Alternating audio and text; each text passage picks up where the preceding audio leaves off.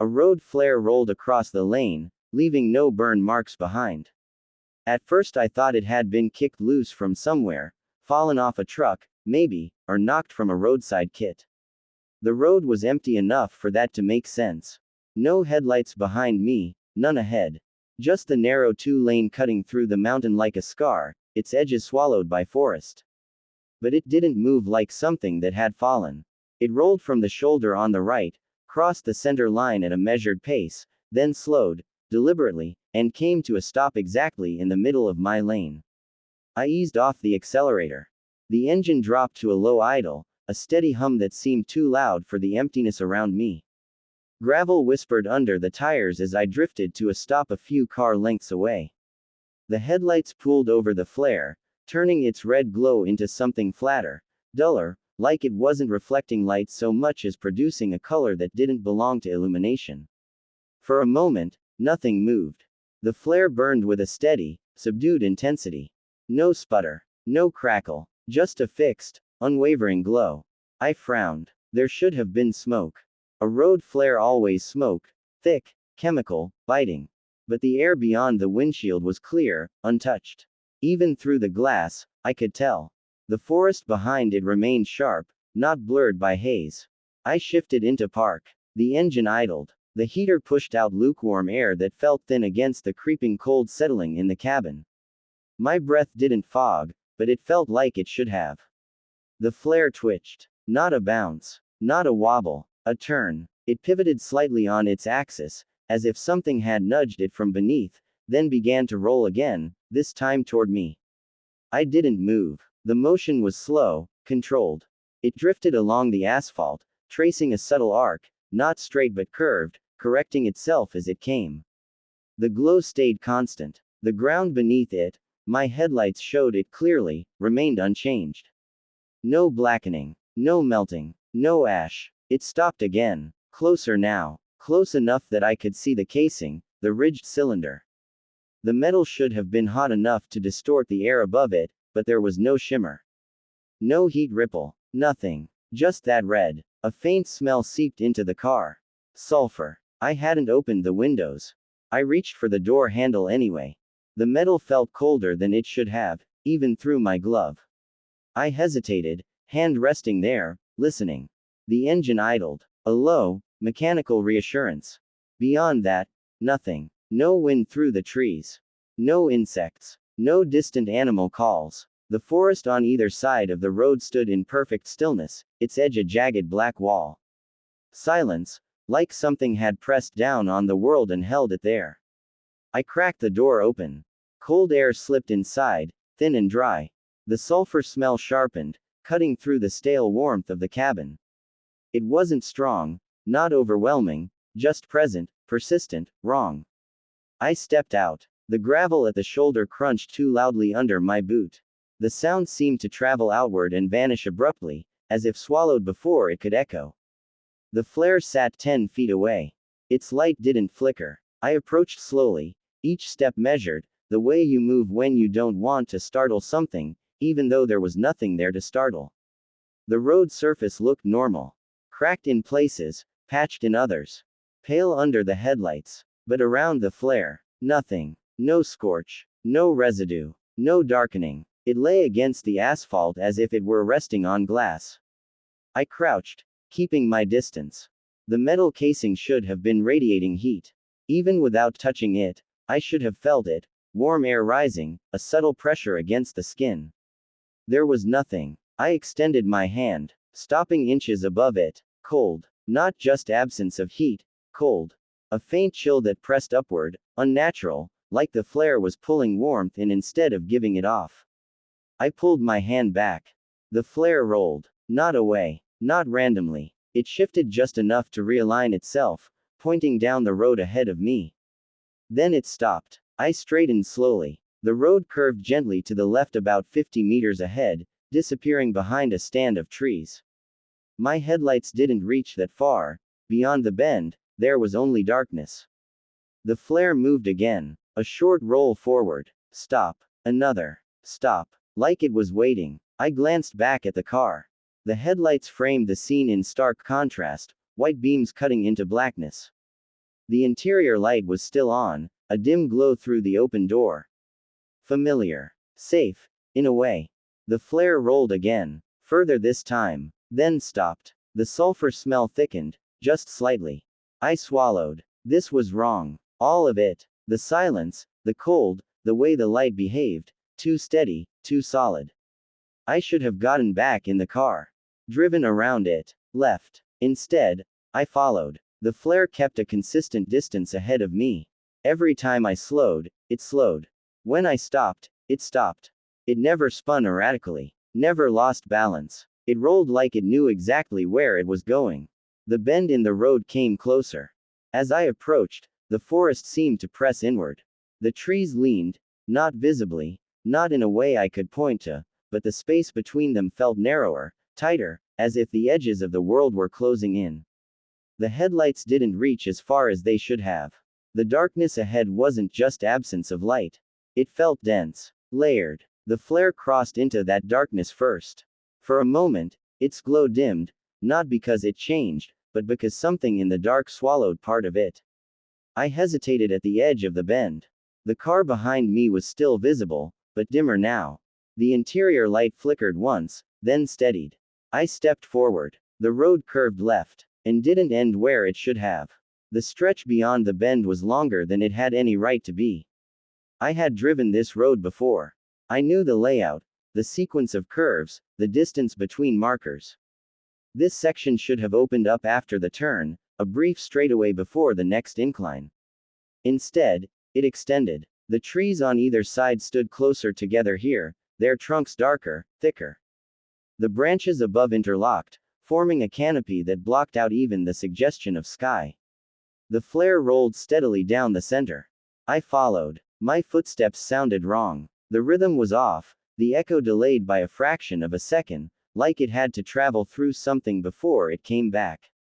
The air grew colder. My breath began to show, faint wisps in front of my face.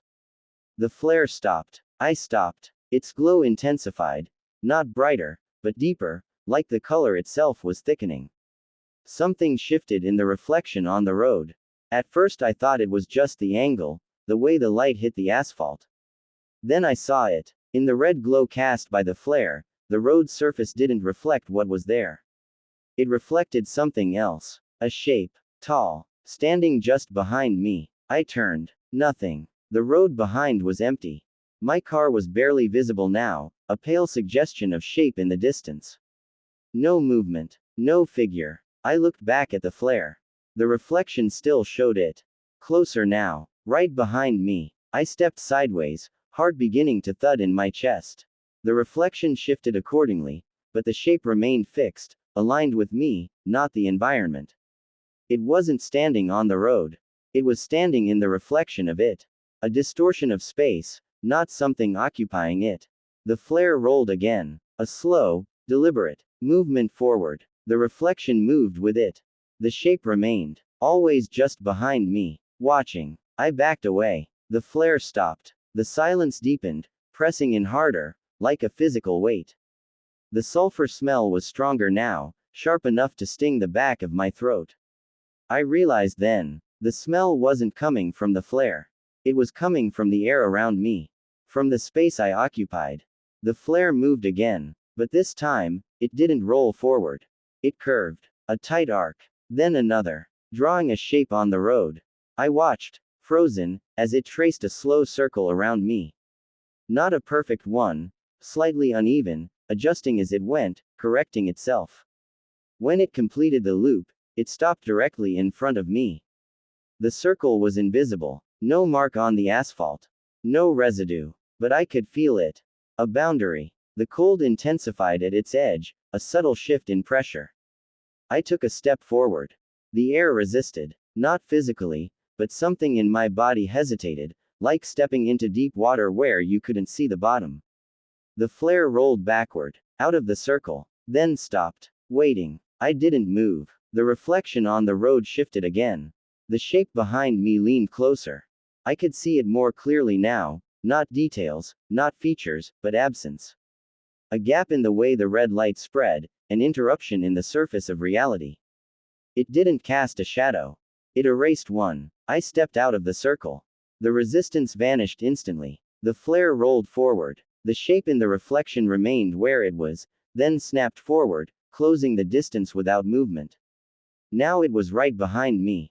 Close enough that I could feel something. Not touch, but presence. A pressure against the back of my skull, like being observed from inches away. The flare began to move faster. Still controlled, but quicker now. Leading. Urgent. The road stretched on, longer than it should have been, the forest tightening around it. The car was gone from sight completely. I followed. I didn't remember deciding to. Each step felt less like a choice and more like a response. The flare's glow pulsed faintly, just once. In that pulse, the world flickered. For a fraction of a second, the road wasn't a road. It was a gap. A long, narrow absence cutting through something vast and dark. The trees weren't trees. They were edges. Boundaries of something that pressed inward, held back only by the thin strip beneath my feet. Then it was gone. The road returned. The forest returned. The flare rolled on. I stopped walking. The flare stopped too. The silence held. Then, slowly, the flare turned. Not forward. Not back. It pivoted to face me directly. Its glow deepened again. And for the first time, it changed. The light spread outward, not across the ground, but upward, flattening against the air in front of me. Like a surface. A pane. Within that pane, something moved. Not the reflection of the road. Not the forest. Something else. A figure. Standing on the shoulder. Beside a car. My car. The angle was wrong, impossible. It was like looking at the scene from somewhere else, somewhere just out of alignment with where I stood. I saw myself. Still inside the vehicle. Hands on the wheel. Headlights illuminating the empty road ahead. No flare. No bend. No extended stretch of forest. Just the normal road, curving gently to the left. The version of me in the car leaned forward slightly, peering into the darkness. As if searching. The flare's glow flickered. The image shifted. The car's interior light turned on. The version of me reached for the door. Paused. Then looked straight ahead. Not at the road. At something just beyond the windshield. At me. The flare snapped back to its normal shape. The road was just a road again. The forest just trees. The reflection on the asphalt showed only the red glow. But the presence behind me.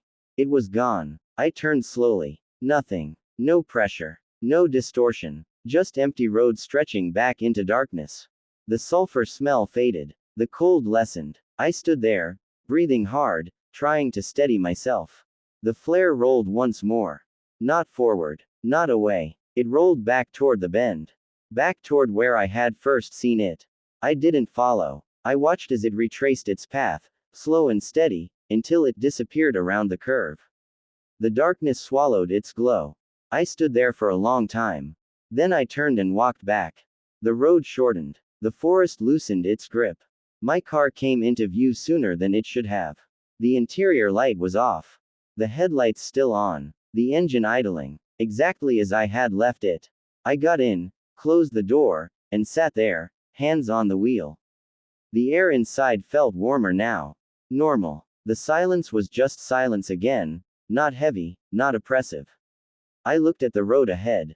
Empty. No flare. No movement. Just asphalt disappearing into the night. I shifted into drive. Pulled forward. The car passed the spot where the flare had been. I checked the road. No marks. No residue. Nothing. I drove. The bend came. And passed. The road beyond was exactly as it should have been, a short straightaway, then a gradual incline. No extended stretch. No distortion. No sign that anything had been wrong. I didn't stop again until I reached the next town. I told myself it had been fatigue. A trick of the light. Something explainable. Something normal. But when I parked and turned off the engine, the silence returned, not the same as before, but enough to make my skin tighten. I sat there, staring at my reflection in the dark windshield. It didn't move when I did. Just for a second. Then it caught up. Later, when I checked the dashcam footage, I expected nothing. Just an empty road. And that's what it showed. At first. The recording played smoothly. The drive, the empty highway, the bend. No flare. No stopping. No getting out of the car. Just continuous motion. Until the moment before the bend. The video stuttered. Just a fraction of a second. In that frame, the road ahead was lit by a dull red glow. And something stood in the lane. Not a flare. Something tall. Featureless. Facing the car. The next frame. Nothing. The road empty again. The video continued as normal. I replayed it. Again and again. The same result. One frame. One image. Then gone. I checked the timestamp. The glitch occurred at the exact moment I remembered seeing the flare. But in the footage, I never stopped. I never got out. I never followed anything. I drove straight through. I sat back, cold spreading slowly through my chest. Because that meant, either I had imagined everything after that point, or I was still on that road. Still in that car. And the thing that had rolled across the lane. The thing that had left no burn marks, no heat, no trace.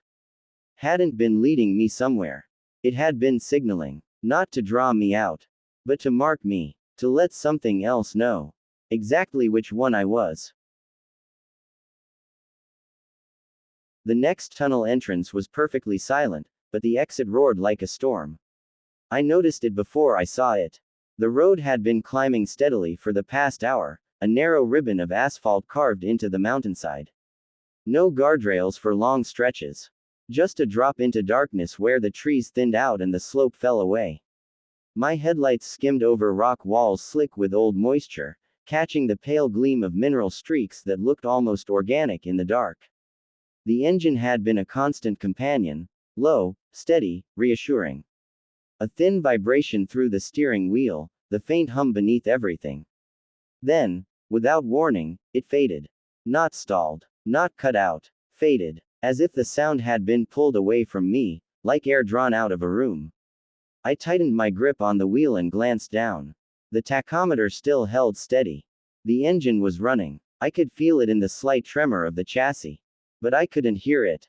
The silence wasn't absence, it was pressure.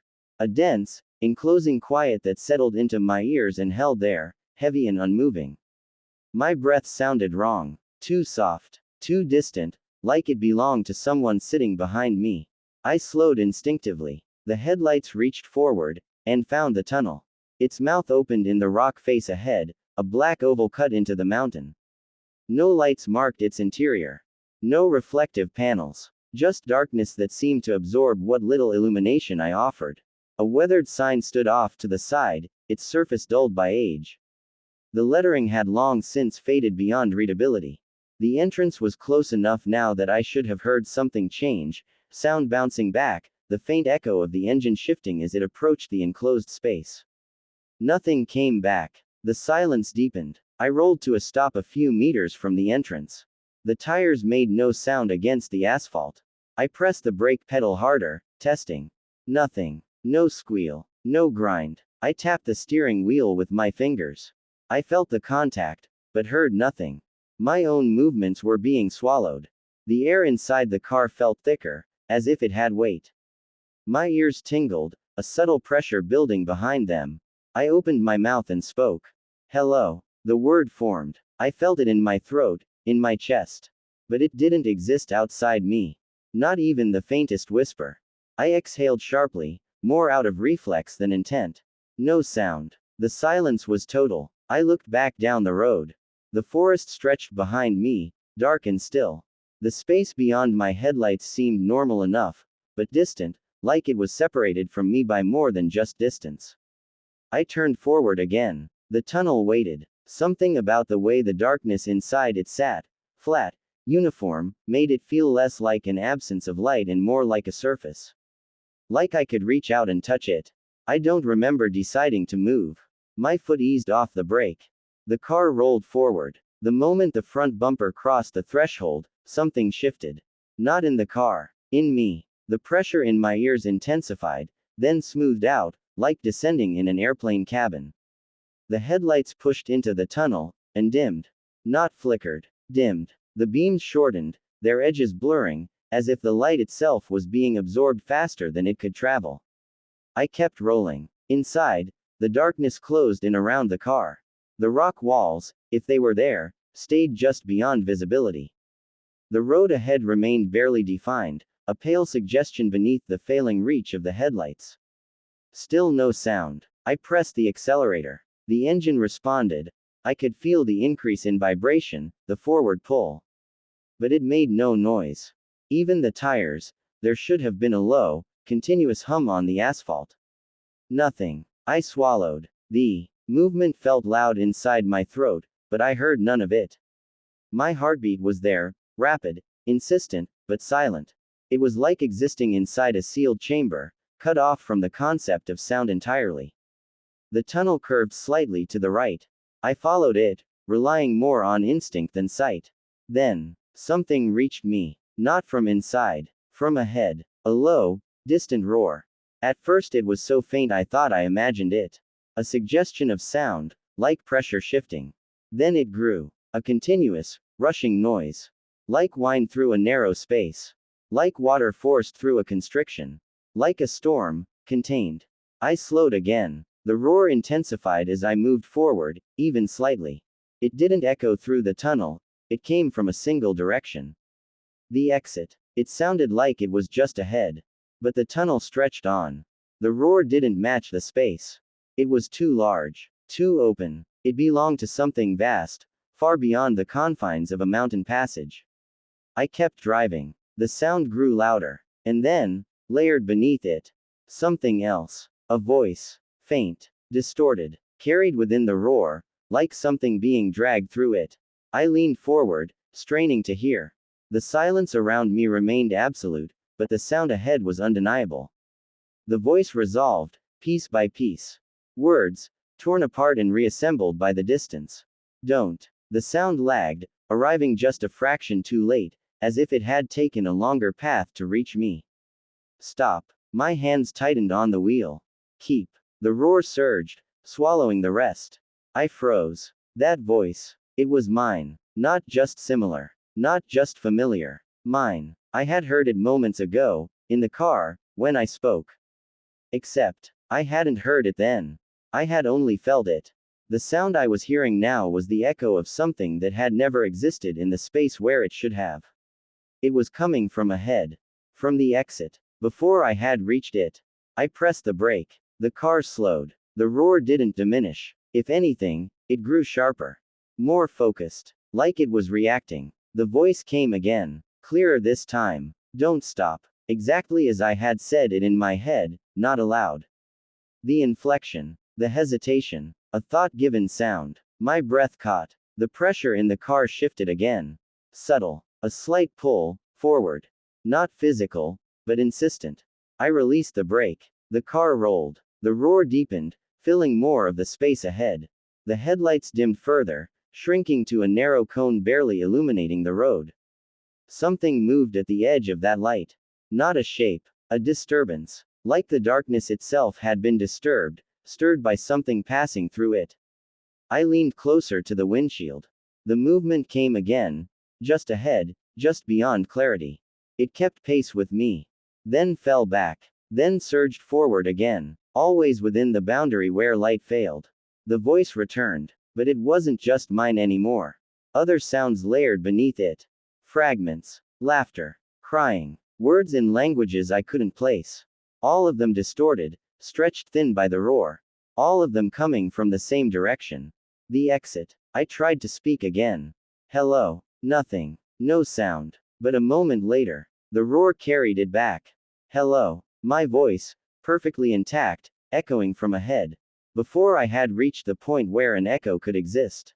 The realization settled slowly, heavily. The tunnel wasn't reflecting sound. It was taking it, holding it, sending it forward. I pressed the accelerator. The car responded, gliding deeper into the darkness. The pressure in my ears increased again, a dull ache building behind them. The roar grew louder. It felt closer now, too close for how far I'd traveled. The tunnel should have ended by now. It hadn't. Instead, the darkness ahead shifted.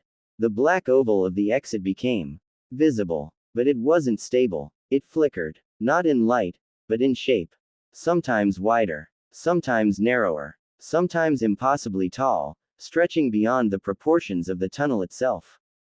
And from it, the roar, deafening now, though I still couldn't hear anything inside the car.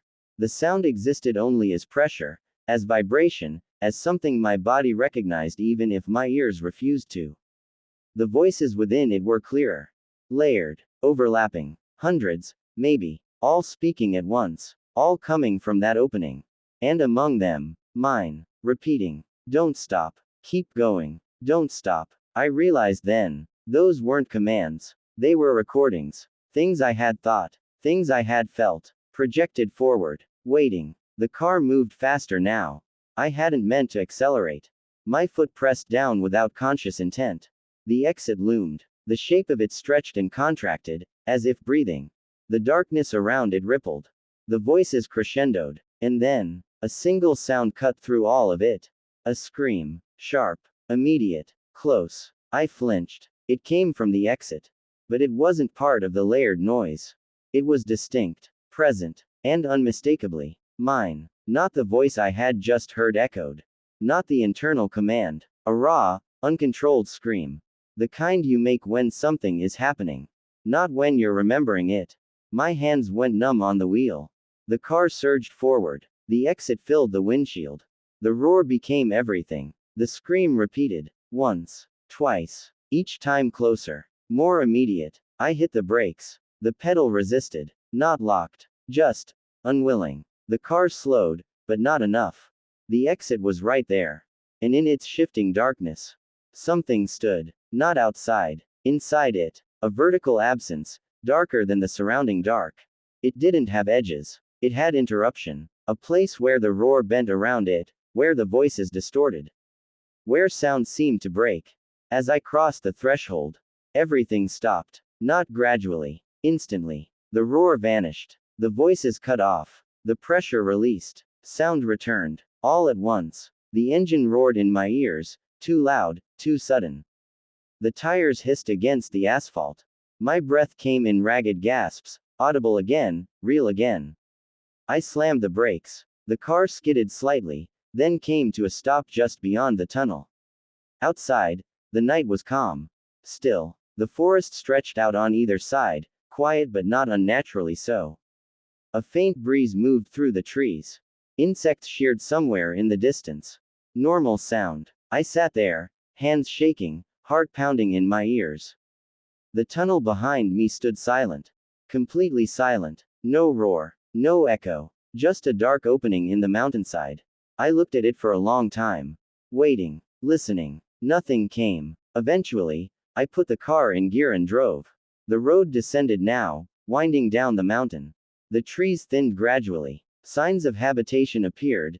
Distant lights, the suggestion of structures beyond the forest. I didn't stop until I reached a rest area miles away. I parked under a flickering overhead lamp and turned off the engine. The silence there was normal. Manageable. I sat back, closing my eyes for a moment, letting my breathing slow. When I opened them, I glanced at the rearview mirror. The reflection showed the empty road behind me. Except, for a moment, it didn't. In the mirror, the tunnel was there. Far closer than it should have been. And from its dark opening, a faint movement. Something stepping forward. Not into the road, but into the reflection. I blinked. The image snapped back. Just empty asphalt. Just darkness. I told myself it was residual. A trick of the mind after what I'd experienced. I started the engine again. The sound was normal, reassuring. I pulled back onto the road. As I drove, the memory of the tunnel pressed at the edges of my thoughts. The silence at the entrance. The roar at the exit. The voices carried forward. The scream. I tried to rationalize it. Acoustic anomalies. Geological formations. Psychological effects. None of it held. Because there was one thing I couldn't explain. The scream I had heard. The one that hadn't been an echo. The one that had been real. It had come from the exit. Before I reached it. Before it could have happened. Hours later, when I finally reached home, I sat in the car a long time before going inside. The night around me was quiet. Normal. I turned off the engine. Silence settled in. I closed my eyes. And listened. For a while, there was nothing. Then, faint, distant, barely there, a sound, a low, rushing roar. Not outside, not in the world around me. Inside the car. Inside the space. Coming from nowhere I could point to. I held my breath. The sound grew, just slightly. And beneath it, a voice. My voice. Calm. Clear. As if speaking from just ahead. Don't stop. I opened my eyes. The windshield reflected my face back at me. But the timing was off. My reflection's mouth moved a fraction of a second before I felt it. And the sound came from in front of me. Not from my throat. I didn't move. The roar faded. The voice with it. Silence returned. But something in the car had changed. The air felt thinner. The space ahead of me. The distance between me and the windshield. Felt longer than it should have been. Like a corridor. Like a tunnel. And I understood, then. The structure I had passed through wasn't fixed. It wasn't bound to the mountain. It wasn't a place. It was a threshold that carried itself forward, attaching to those who crossed it. The entrance had taken my sound. The exit had given it back, changed, shaped, recorded. And now, it was still with me. Waiting, collecting, building the storm. Because the silence I had been given. That had been the choice. A temporary one. And somewhere ahead, whether on a road, or in a reflection, or in the space between one moment and the next, there would be another opening. Another exit. Already roaring. Already filled with everything I had yet to say. And when I reached it, I wouldn't hear the silence anymore.